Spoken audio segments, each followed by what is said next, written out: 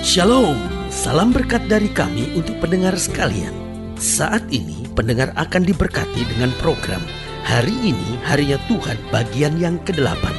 Sebuah program rohani tentang doktrin Alkitab yang menolong kita untuk semakin tertanam dalam kebenaran firman dan bertumbuh dalam kemuliaan. Bersama hambanya, Pendeta Gilbert Lumwendo, STH. Banyak orang merasa doktrin Alkitab sebagai sesuatu yang membingungkan. Tetapi tahukah saudara bahwa doktrin Alkitab intinya adalah memahami Alkitab dengan benar, dengan pemahaman yang sistematis, sehingga kita terus dapat tertanam di dalam kebenaran firman, sehingga kita terus bertumbuh di dalam kemuliaan Allah. Buka hati saudara sekalian untuk menerima berkat-berkat firman-Nya hari ini. Kalau kita bicara tentang domba, maka yang timbul dalam pikiran kita adalah seekor binatang yang tidak memiliki taring, tidak memiliki cakar, tidak memiliki sesuatu untuk melawan musuh yang menyerang dia. Seekor binatang yang mungkin kelihatannya tak berdaya menghadapi musuh, lalu dengan bulu yang tebal, berjalan dengan beban yang berat. Tetapi saudaraku yang kasih dalam Tuhan, domba yang kelihatannya tidak mempunyai sesuatu untuk mempertahankan diri, sesuatu untuk melawan musuh, tetapi domba ini selalu digambarkan sebagai seekor binatang yang sangat lemah, tetapi sekaligus taat kepada pemimpinnya, taat kepada gembalanya. Nah, saudaraku yang kasih dalam Tuhan, tahukah kita bahwa kita adalah domba-dombanya Tuhan? Bahkan Alkitab berkata, kamu aku utus seperti domba di tengah serigala. Kalau kita melihat betapa kita harus diam, betapa kita harus berserah, betapa kita harus tenang, betapa kita harus belajar mempercayai gembala kita sebagai seekor domba di tengah-tengah serigala. Saya pikir ini memang mungkin tanggung jawab yang tidak berat. Ini mungkin tanggung jawab yang buat sebagian kita ya sederhana, harus menjadi domba. Tetapi waktu kita sadari di tengah-tengah serigala yang buas harus menjadi domba, ini menjadi tanggung jawab yang berat. Tetapi saudaraku yang kasih dalam Tuhan, waktu kita sadar Yesus adalah gembala kita, gembala yang bertanggung jawab, gembala yang mengasihi, gembala yang menjaga kita, maka saudaraku yang kasih dalam Tuhan, kita akan menjadi domba yang senantiasa bersuka cita di dalam Dia. Haleluya. Selamat datang dalam program kita hari ini, Harinya Tuhan. Sebuah program rohani yang mendidik kita untuk senantiasa berharap hanya pada Tuhan, bergantung tetap pada firman-Nya. Karena selama kita berharap dan bergantung pada firman Tuhan, maka jalan kita akan dibuatnya indah. Haleluya. Dalam program ini kita sedang bicara tentang anak domba Allah yang menghapus dosa dunia. Nah, yang menarik perhatian kita, Yesus dapat menjadi gembala yang baik buat kita. Yesus dapat mengerti pergumulan kita sebagai domba di tengah serigala. Mengapa? Karena Dia sendiri masuk ke dunia ini sebagai anak domba Allah yang menghapus dosa isi dunia. Berarti pergumulan-pergumulan seekor domba di tengah-tengah serigala adalah pergumulan yang sudah Yesus lalui, pergumulan yang sudah Yesus mengerti, pergumulan yang Yesus sudah jalani, sehingga Dia dapat senantiasa menguatkan dan memberi jalan keluar buat kita. Haleluya. Nah, di dalam Yohanes pasal 1 ayat yang ke-29 sampai ayat yang ke-24, itu yang ayat yang ke-29 sampai ayat yang ke-34, itu yang akan kita bahas dalam program kita hari ini. Yohanes pasal 1 ayat yang ke-29 sampai ayat yang ke-34. Demikian firman Tuhan. Pada keesokan harinya Yohanes melihat Yesus datang kepadanya, dan ia berkata, lihatlah anak domba Allah yang menghapus dosa dunia. Dialah yang kumaksud ketika kukatakan, kemudian daripadaku akan datang seseorang yang telah mendahului aku, sebab Dia telah ada sebelum aku.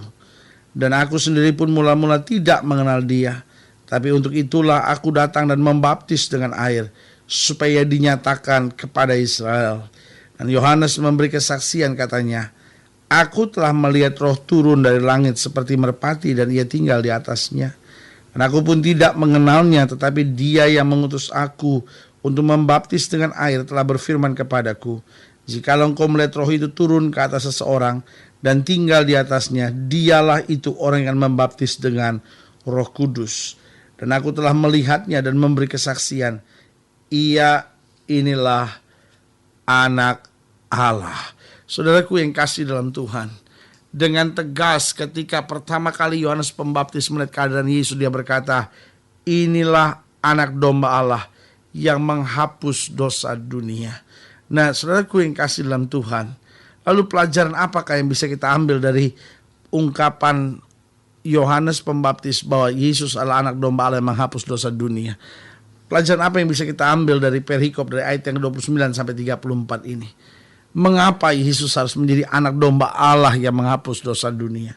Yang pertama saya pelajari, mengapa Yesus harus menjadi anak domba Allah. Pelajaran apa yang bisa kita ambil dari perikop ini? Yang pertama, bahwa tidak ada penebusan tanpa pencurahan darah. Tidak ada pengampunan dosa, tidak ada penebusan dosa tanpa pencurahan darah. Karena itu dalam zaman perjanjian lama, maka setahun sekali orang-orang percaya harus membawa korban di hadapan Tuhan. Binatang disembelih, darahnya dicurahkan, dan mereka percaya bahwa darah ini bisa menutupi dosa mereka. Memang darah binatang dapat menutupi dosa.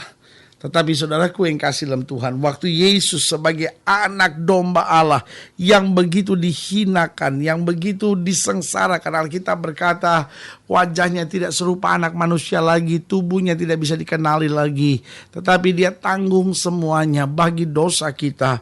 Nah, saudaraku yang kasih dalam Tuhan, jadi jelas di sini mau diingatkan buat kita, Yesus mau menjadi domba Allah supaya apa? Supaya bukan hanya bisa menutupi dosa kita, karena memang tidak ada penebusan dosa tanpa pencurahan darah. Berarti waktu darah telah tercurah, saudaraku yang kasih dalam Tuhan, kita bukan hanya ditutupi dari dosa-dosa kita, tetapi dosa kita disucikan. Haleluya.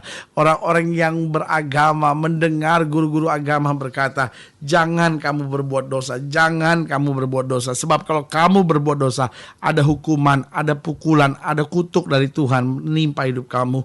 Tetapi saudaraku yang kasih dalam Tuhan, sebagai orang percaya kita bangga, kita bersyukur. Yesus telah naik dari kayu salib. Yesus telah menjadi anak domba Allah yang menghapus dosa isi dunia, sehingga kita yang percaya kepadanya tidak lagi harus melalui penghukuman, tetapi ada pengampunan yang luar biasa yang dikerjakan. Sehingga setiap mereka yang mau menerima Yesus sebagai Tuhan dan Juru Selamat, setiap mereka yang membiarkan Yesus masuk dan menguasai hidupnya, maka dia akan memiliki sebuah kehormatan yang luar biasa. Bukan hanya dosanya yang ditutupi, tetapi dosanya disucikan, dibasuh oleh darahnya. Yang kedua, pelajaran yang bisa kita ambil bahwa Yesus adalah domba yang suci. Mengapa dia bisa menjadi anak domba Allah satu kali untuk selama-lamanya? Karena darah binatang setiap tahun harus dipersembahkan, setiap tahun harus dipersembahkan. Tetapi saudaraku yang kasih dalam Tuhan, Yesus tak bercacat celah, sehingga waktu darahnya mengalir satu kali cukup untuk selama-lamanya. Berarti orang percaya datang kepada Bapa bukan lagi dengan kekuatan dan kemampuannya, tapi kita datang dengan darah yang tertumpah. Itu sebabnya waktu kita menerima perjamuan suci, kita angkat roti, kita angkat anggur, dan dari hati kita percaya bahwa roti ini adalah tubuh Kristus, anggur ini adalah darah Kristus yang ditumpahkan buat kita. Sehingga Yesus adalah domba yang suci, yang terpecah, tetapi sekaligus memberi jaminan yang kuat buat kita. Dan yang ketiga, yang terakhir, pelajaran apa yang bisa kita ambil dari kalimat Yohanes Pembaptis yang berkata, ini anak domba Allah yang menghapus dosa manusia. Dari perikop ini kita bisa belajar bahwa yang ketiga, bahwa dalam Yesus sorga itu pasti. Saudaraku yang kasih dalam Tuhan, kalau kita tahu dalam Yesus sorga itu pasti, berarti kita tahu segala sesuatunya sudah Yesus tanggung buat kita. Sorga itu pasti. Pertanyaan saya adalah, apa artinya sorga itu pasti? Apakah itu berarti nanti setelah mati baru saya punya kepastian? Tapi sementara saya di muka bumi, saya penuh dengan tantangan, saya penuh dengan goncangan, saya penuh dengan kekecewaan. Tetapi saudaraku yang kasih dalam Tuhan, sebagai hamba Allah kembali saya mau ingatkan buat saudara. Waktu kita tahu di muka bumi kita ada tantangan, di muka bumi kita ada kekecewaan, di tengah muka bumi kita melalui banyak pergumulan.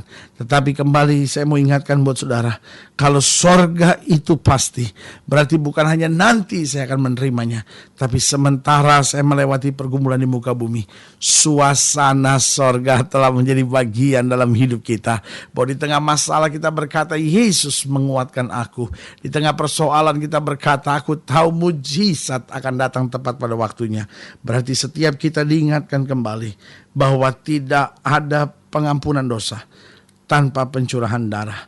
Yang kedua, kita belajar bahwa Yesus adalah domba Allah yang menghapus dosa dunia. Dan yang ketiga, bahwa dalam Yesus sorga itu pasti.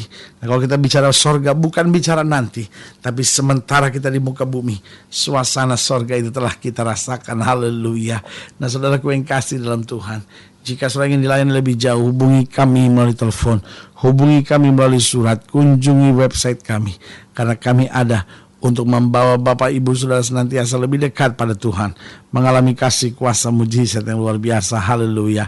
Melalui program ini juga kami mau berdoa buat setiap saudara yang sakit, setiap saudara yang berbeban berat, setiap saudara yang ingin didoakan, setiap saudara yang gak punya kepastian tentang keselamatan.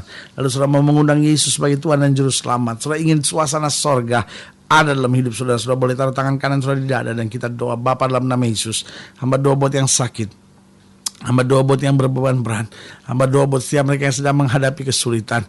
Setiap pendengar sekalian hamba doakan di dalam nama Yesus Tuhan jamah, rumah tangganya dipulihkan, masa mudanya diberkati, kehidupan mereka boleh senantiasa melihat kemuliaan Tuhan, karena Engkau Allah yang dahsyat dan luar biasa. Di dalam nama Yesus kami berdoa. Haleluya. Amin, amin, amin. Saudaraku yang kasih dalam Tuhan, kita sudah doa. Imani apa yang kita doakan, karena Tuhan tidak pernah lalai menepati janjinya. Inilah saatnya buat kita untuk bangkit beriman dan percaya. Dan katakan dengan iman, aku cakap menanggung segala perkara di dalam Yesus yang memberi kekuatan bagiku. Doa kami menyertai saudara. Sampai berjumpa pada program berikut. Tetap jadikan Tuhan yang paling utama dalam hidup kita. Karena selama kita jadikan Tuhan yang paling utama dalam hidup kita, tidak akan kita turun tapi diangkat naik, tidak akan menjadi ekor dipimpin kita menjadi kepala. Haleluya. Doa kami menyertai saudara sampai berjumpa pada program berikut, dan jangan lupa jadikan hari ini harinya Tuhan. Haleluya.